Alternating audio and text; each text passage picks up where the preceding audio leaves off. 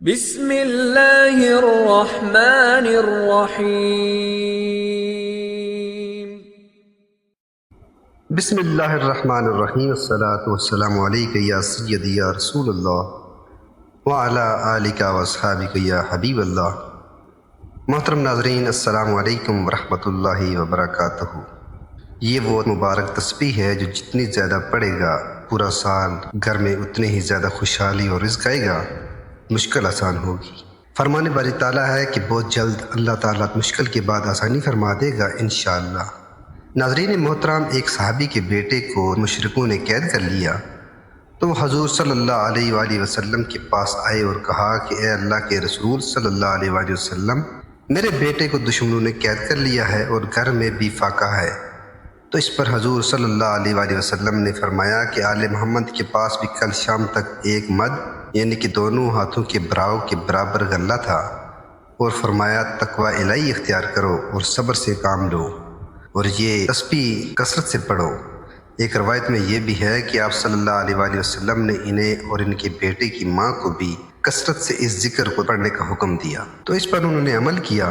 اوف بن مالک رضی اللہ تعالیٰ عنہ اپنے گھر میں ہی تھے کہ ان کا بیٹا واپس آ گیا اور دشمن کو بھی پتہ نہ چلا، اور ساتھ میں وہ دشمن کے اونٹ بھی لے آیا۔ ان دنوں ان کے مالی حالات بہت خراب تھے، اس کے باوجود وہ رسول اللہ صلی اللہ علیہ وآلہ وسلم کے پاس آئے اور بیٹے کے بارے میں خبر بتائی اور یہ بھی بتلایا کہ وہ ساتھ میں دشمن کے اونٹ بھی لے آیا ہے۔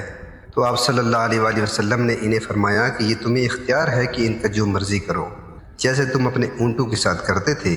تو اس پر یہ آیات نازل ہوئیں، جو اللہ سے ڈرے تو اللہ اس کے لیے نکلنے کا راستہ بنا دیتا ہے اور وہ اسے ایسی جگہ سے رزق عطا فرماتا ہے جہاں سے اسے گما بھی نہیں ہوتا۔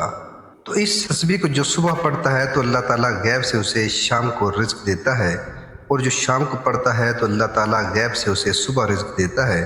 تو وہ مبارک تسبیح یہ ہے، لا حول ولا قوت الا باللہ۔ اس کا ترجمہ یہ ہے کہ نیکی کرنے کی طاقت اور برائی سے بچنے کی مدد اللہ کے بغیر ممکن نہیں۔ یہ ایک تسبیح صبح شام پڑھ لیا کرے۔ یہ ذکر جنت کے خزانوں میں سے ایک خزانہ ہے۔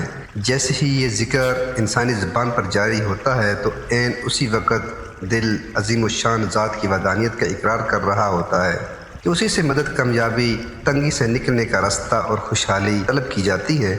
تو اس تسبیح کو ضرور پڑھیں، یہ گھر میں برکتیں اور رزق لانے والی تسبیح ہے، بڑی سے بڑی مشکل سے نکالنے والی یہ تسبیح ہے۔ اللہ تعالیٰ سے دعا ہے کہ اللہ تبارک و تعالیٰ سب کی پریشانیوں کو دور کرے اور آسانیاں پیدا فرمائے، آمین۔